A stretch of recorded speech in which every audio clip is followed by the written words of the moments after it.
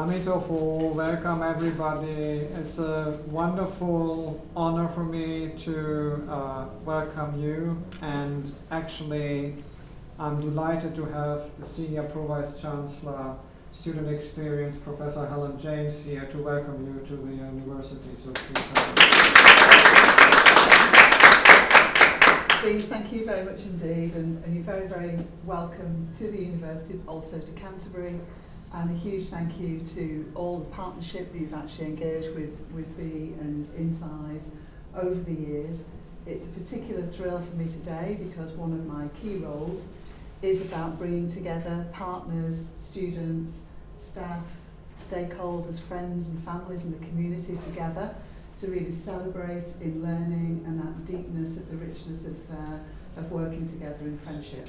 So it's a real pleasure to be invited here today, and I adore vegetarian food and Chinese food. So if it's okay, I would love to stay to celebrate and engage with you all. But a huge thank you very much indeed, and I hope you enjoy the afternoon.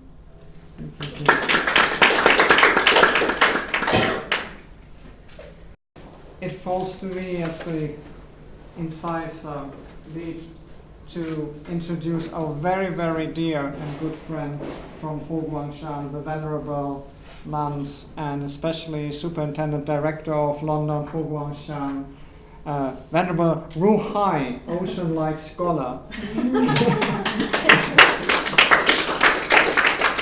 Venerable Ruhai recently joined London Guang Shan as the director, having previously been in Sweden, but also having been in France for a while at the European headquarters, where she tirelessly has promoted humanistic Buddhism through a variety of activities such as Dharma classes and cultural engagements, and has especially focused on explaining on the meaning of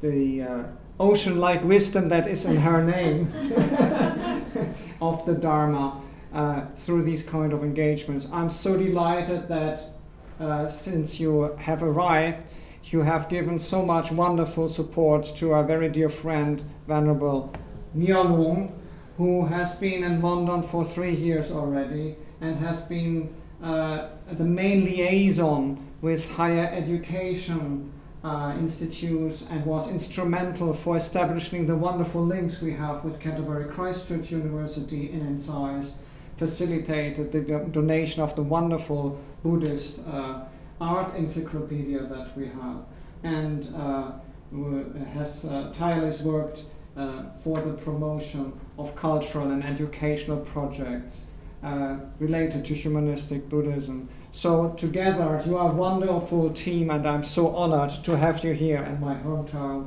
home turf, on my home university for this wonderful, fantastic event. Before we start, can I just say this is such a special day. I mean, last week we had obviously the Mahayana Chinese Buddha's birthday, but today actually most Buddhist traditions celebrate Vesak, or Buddha Jayanti or Buddha Purnima. And that's even true for part of the Tibetan traditions, although the Tibetan tradition that Patrick and I follow have the Sagadava or the Vesak festival 1 month later because of the difference in calendar.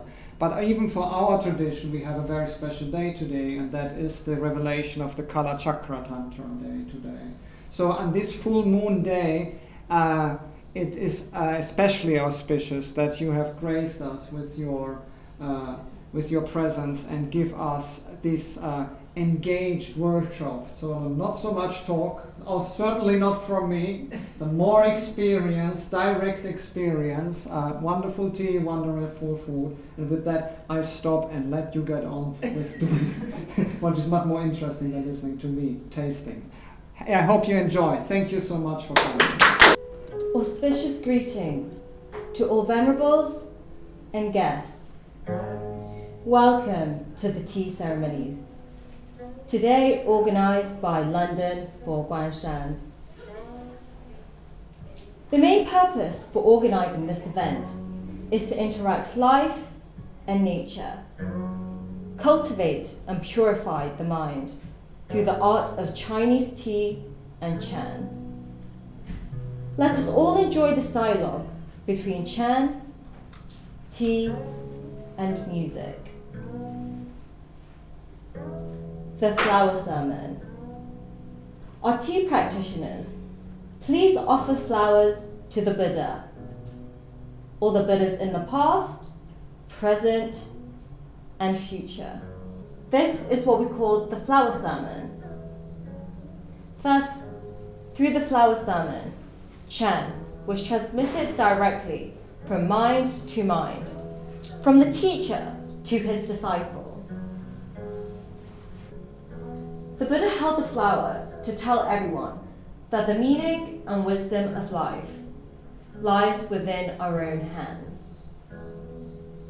We have control over our own lives, and therefore we should face it with joy and with smiles.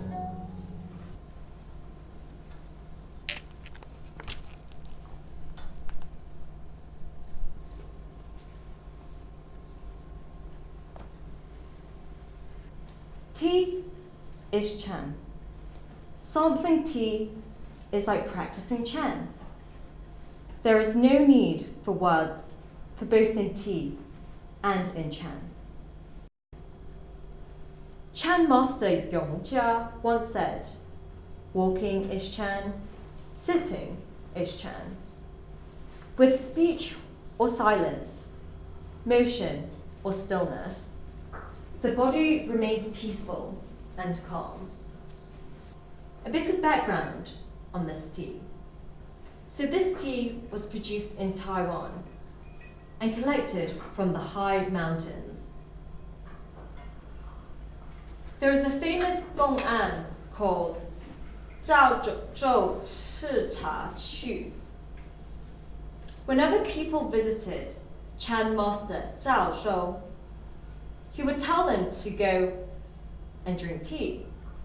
This was his line: just go and drink tea. This phrase, go and drink tea, shows the Buddhist teaching of the ordinary mind.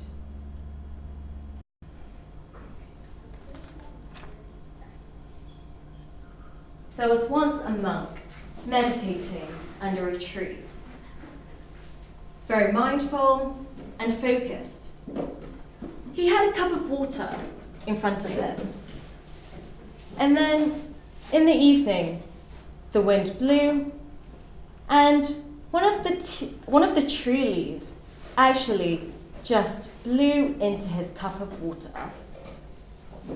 And when the monk took a break and drank the cup of water, he felt immediately revitalized, fresh. And that was when he discovered tea. Allow the tea to roll over the tongue, just to experience the mindfulness of the body, mind, and sensation. Let us all enjoy drinking tea in silence.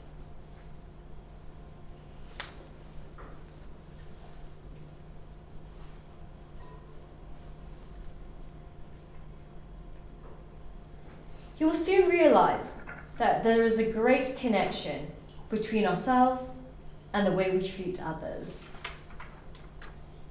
Tea and Chan as one, the purified mind. Chan means dhyana in Sanskrit. With it, our mind can be purified. Tea is also a beverage of friendship.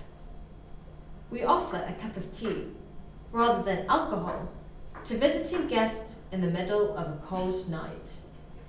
Let the tea practitioners to display the tea leaves to the guest. So now you can explore the beautiful tea leaves from which you were able to taste. Look at and smell the beautiful aroma.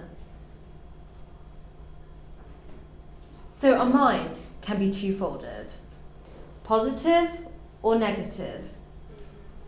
After stopping, relaxing, meditating, how did you feel? Please stand and pay respects to each other with a half bow.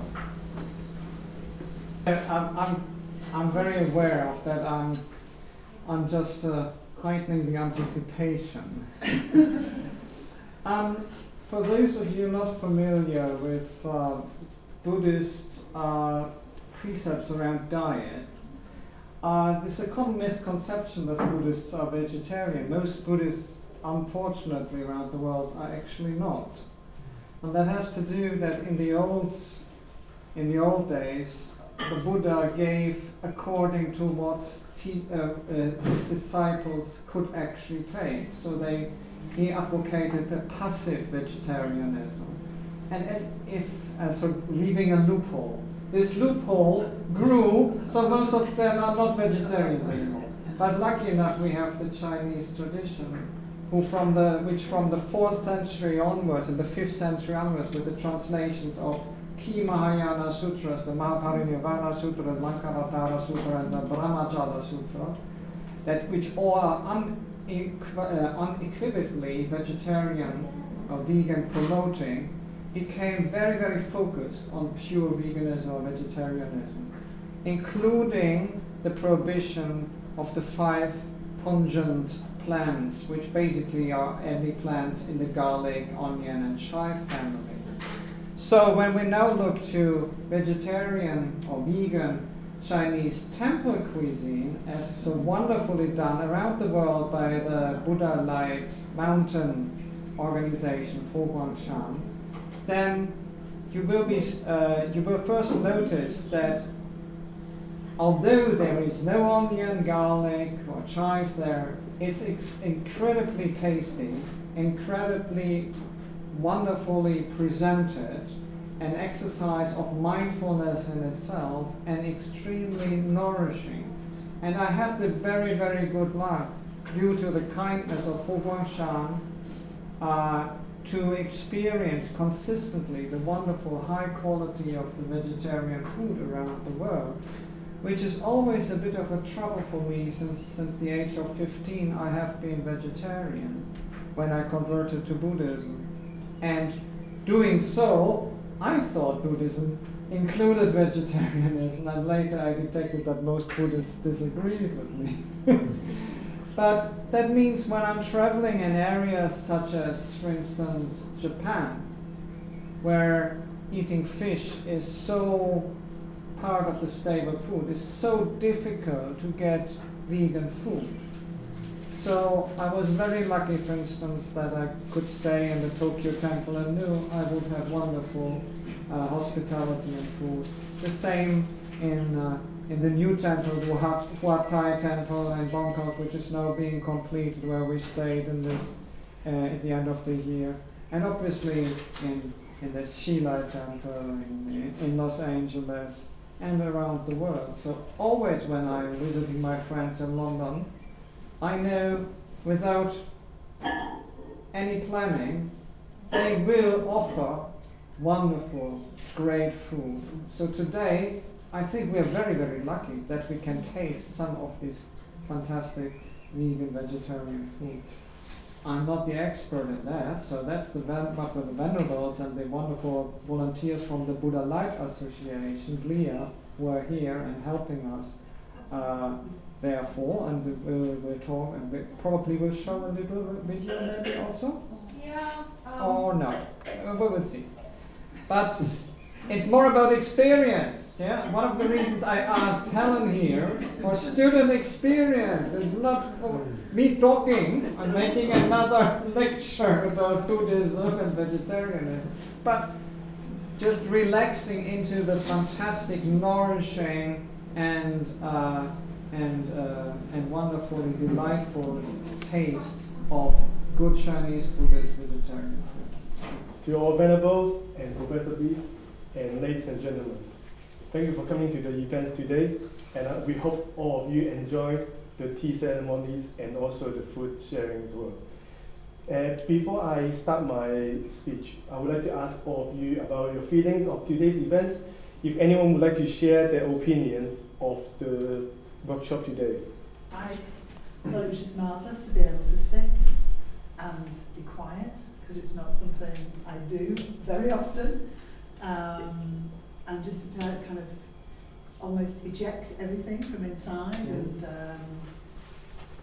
yeah, it was, and certainly in the UK when we're having tea, we're usually chit-chatting all the time, and actually to not talk at all and just to be really, really peaceful, not in terms of just not talking, but actually just that kind of inner peace within ourselves.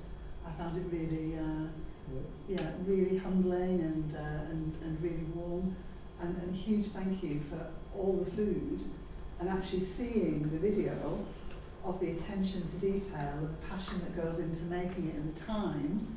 It clearly also made me, I think, really appreciate far more what I was then eating, instead of rushing around all the time and just eating. So yeah, that was my reflection. Thank you. Thank you so much. Thanks for diet. We would like to promote that vegetarian food can actually bring you the nutrition similar to what you eat daily. As you can see that on the food that we provide today, you can see a combination of food which may surprise you, because you may not have seen those kind of food before.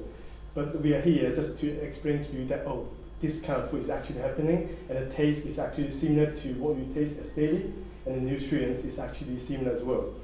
So how can we actually promote this kind of events? For Guang Shan has actually established Veggie Plan A. If you know Veggie Plan A, this has been set up for a few years already, and we would like to enable people to actually participate in this vegetarian diet. So I would like to show you this leaflet initiative dedicated to promote vegetarian diet, which focus on being kind to the environment, to the animals, or to our health. So Veggie Plan A is action-oriented and believe what and how we eat can determine the future of our world. So there's 5 big M's you can see in this poster. So the first one is to reach zero hunger. Second one is combat climate change. The third one is reduce ecological hazards. The fourth one is sustainable consumption and productions. And the last one is ethic treatments to animals. So this Buddha Light Association volunteers, the Venerable Superintendent Ruhai, the Venerable Dr. Miao Long, the Senior Pro-Vice Chancellor Professor Helen James, who graced us with her presence here today. And I think everybody who missed this chance will for the next time know better not to miss it again. It's a wonderful, peaceful, meditative experience of tea and meditation, and absolutely delightful food. So we are so lucky that just an hour from London we have this wonderful connection to the this global Buddhist, humanistic Buddhist movement, Buddha Light Mountain for Guang Shan. Founded in the 1960s by Venerable Master Xin Yun, who is a beacon of social engagement, of propagating true Buddhism through culture, through giving convenience, through the skillful means that the Buddha talked about, in especially his Mahayana Sutras. And we are so lucky to have his followers and the Venerable nuns who have dedicated their life to the Buddha's teaching and Master Xin Yun's teachings here, and to grow and deepen our relationship as Canterbury Christchurch University, as INCISE, with these very important stakeholders. And I'm very much looking forward to many more wonderful cooperations in the future. So please join me in giving many thanks to all of the volunteers and the nuns and us all, and I wish you a wonderful Eurovision festival.